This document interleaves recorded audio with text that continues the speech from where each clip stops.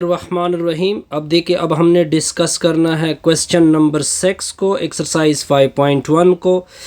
देखिए, अगर आप नोमिनेटर की हाईएस्ट पावर देके वो 3 नज़र आ रही है, नोमिनेटर की जो डिग्री है वो है 3, डिनोमिनेटर की अगर आप नीचे डिनोमिनेटर की डिग्री देके वो है 2। अब देख सकते हैं कि नोमिनेटर की डिग्री बड़ी हो गई डिनोमिनेटर की डिग्री से, तो इसको बोलते हैं इम्प्रॉपर फ्रैक्शन। जब ये इम्प्रॉपर फ्रैक्शन है तो सबसे पहले कन्वर्ट करोगे प्रॉपर में, तो हमने ये डिवीजन वाली सिंबल डाल दी। इसके अंदर लिखोगे 4x³ plus 5x² minus 3x minus 2 divide होगा x² माइनस 1 से। 4x से आपने इन दोनों को मल्टीप्लाइड करना है, तो ये हो जाएगा 4x³ माइनस 4x होगा।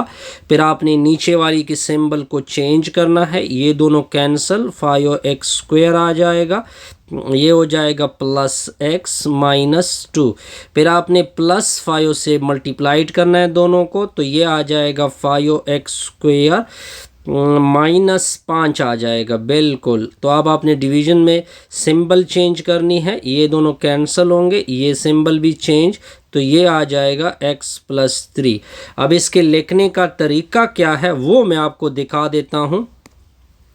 आप लिखोगे 4x³ plus 5x² minus 3x minus 2, division में क्या है x² माइनस 1, तो रिज़ल्ट होगा पहले नोमिनेटर लिखोगे, क्वोशेंट लिखोगे 4x प्लस 5, फिर रिमाइंडर आएगा x प्लस 3, फिर डिवीजन में क्या आएगी x² minus 1। This is called equation number 1। अब आपने इस चीज़ को उठाना है, चलो जी उठा लिया। x प्लस 3 x² माइनस 1 का भी स्क्वायर लेंगे, तो देखिए अब आपने फार्मूला यूज़ करना है a² माइनस b² डिनोमिनेटर में, a प्लस b n2 में आएगा a माइनस b, तो ये हो जाएगा x प्लस 3, फिर आ जाएगा x प्लस 1 n2 में आ जाएगा x माइनस 1। अब देखते जाइए सर, तो x प्लस 3 डिवीजन में क्या होगा x प्लस 1, n2 में होगा x माइनस 1, ऊपर a आएगा, डिवीजन में क्या आएगा x प्लस 1, फिर आ जाएगा b, डिवीजन में क्या होगा x minus 1। This is called equation number 1। अब ये जो डिनोमिनेटर है ये हर एक के साथ मल्टीप्लाइड करना है, लेफ्ट पे मल्टीप्लाइड होगा तो लेफ्ट से कैंसल, इधर मल्टीप्लाइड होगा तो x plus 1 cancel, x minus 1 रह जाएगा, b के साथ लिखोगे तो x प्लस 1 आ जाएगा। This is called equation number 2। x minus 1 ले ले, 0 के इक्वल कर दे, x की वैल्यू 1 आएगी, इसको इक्वेशन नंबर 2 में पुट कर दोगे तो 1 प्लस 3 इक्वल टू 1 माइनस 1 आ जाएगा, प्लस b इंटू 1 प्लस 1 आएगा। ठीक हो गया सर, ये आ जाएगा 4, बिल्कुल 4 आएगा, ये 0 बनेगा क्योंकि 1 माइनस 1 0, पूरा टर्म 0, 2b आएगा, 2b की वैल्यू आएगी 4, 2 1 2 2 2 दूने 4 होता है, तो b की वैल्यू आ जाएगी 2। अब x प्लस 1 उठा ले, इसको 0 के इक्वल कर दे, इससे x की वैल्यू निकाल दो -1, इसको इक्वेशन नंबर 2 में पुट कर दो। तो अब देखते जाइए, इक्वेशन 2 में पुट करते हैं, -1 plus 3 a into -1 minus 1 plus b into -1 plus 1, -1 plus 1 से 0, पूरा टर्म ख़त्म होगा, तो इससे आ जाएगा -2a इक्वल टू 2, माइनस 2 और 2 कैंसल, लेकिन ये माइनस इधर आ जाएगा, तो a की वैल्यू आएगी -1। अब आपने इन सारी वैल्यू को इक्वेशन नंबर 1 में ये इक्वेशन 2 था, ये इक्वेशन 3 थी, क्योंकि इक्वेशन 1 को पहले कहा था x प्लस 3, अब मैं इक्वेशन 1 ले रहा हूँ। x प्लस 3 के नीचे क्या लिखा हुआ है x प्लस 1, n2 में लिखा हुआ है x माइनस 1, a की जगह -1, डिनोमिनेटर में होगा x प्लस 1, b की जगह यूज़ होगा 2, डिनोमिनेटर में होगा x माइनस 1। अब ये सारी वैल्यू आपने इक्वेशन नंबर कहाँ पे यूज़ करनी है, वन में यूज़ करनी है। वन क्या था, इक्वेशन वन अगर आपको याद हो 4x³ था प्लस 5x² था माइनस 3x था माइनस 2 था, डिवीजन में क्या था x² माइनस 1 था। उसका रिजल्ट कुछ इस तरह से आ चुका था 4x प्लस 5 था और इसकी जगह ये रिजल्ट पुट होगा। तो 2 वाले टर्म को आगे कर देते हैं, 2 divided by x minus 1 minus 1 के नीचे x प्लस 1, ये आपका रिक्वायर्ड रिजल्ट होगा। आसान सा रिजल्ट है। आप देखिए ये आसान सा रिजल्ट है। ये फर्स्ट लीनियर फैक्टर है, इसके ऊपर a आएगा, नीचे ये डिनोमिनेटर में लिख दोगे, फिर प्लस b आएगा, डिनोमिनेटर में फिर आएगा x माइनस 2, फिर c आएगा, डिनोमिनेटर में क्या आएगा x minus 3। This is called equation number 1। अब ये पूरा डिनोमिनेटर इक्वेशन 1 के हर एक टर्म के साथ मल्टीप्लाइड होगा। तो लेफ्ट में जब मल्टीप्लाइड होगा तो लेफ्ट के साथ सारे के सारे कैंसिल होंगे। चलो कैंसिल किए, x माइनस 1 क्योंकि इधर x माइनस 1 है वो कैंसिल होगा, x minus 2 x minus 3 plus bn2, x minus 2 cancel होगा, x minus 1 x minus 3, c के साथ x माइनस 3 कैंसिल होगा, x minus 1 x minus 2। This is called equation number 2।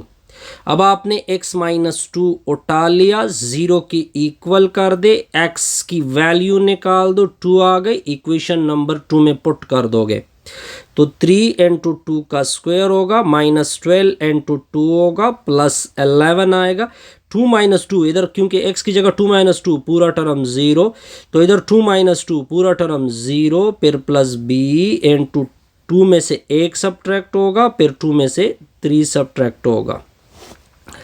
ये 4 होता है, 3 4 12, फिर 12 दूनी 24 होता है, प्लस 11 होगा।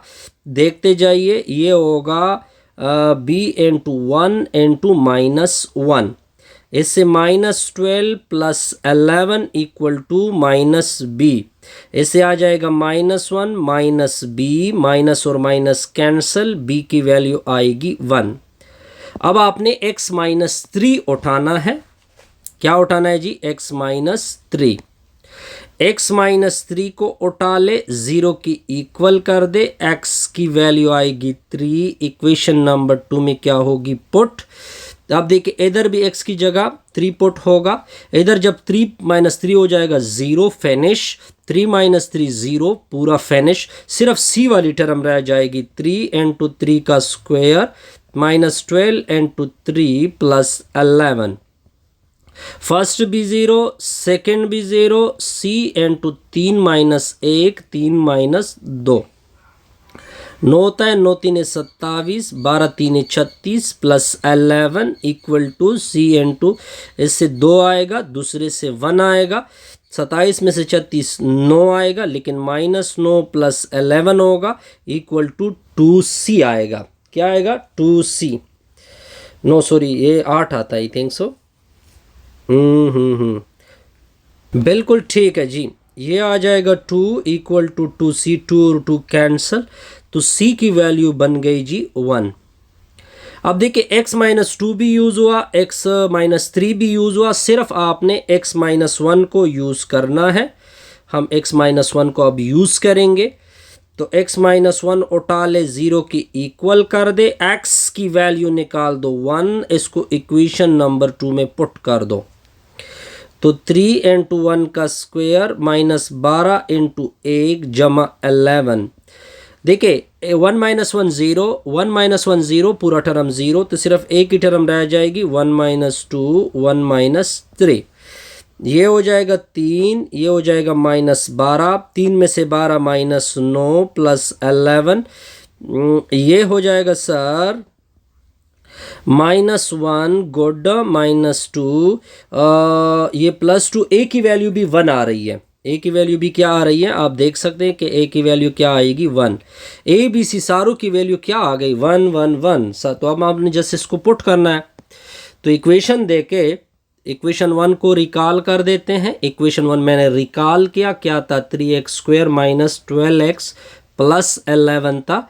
डिनोमिनेटर में क्या था? x minus 1 into x minus 2 into x minus 3। ए की जगह 1 के नीचे x माइनस 1, बी की जगह 1, 1 के नीचे x माइनस 2, सी की जगह 1 नीचे x माइनस 3। और ये आपका रिक्वायर्ड पार्शियल फ्रैक्शन हो गई जी। से हमारी ये वीडियो कंप्लीट।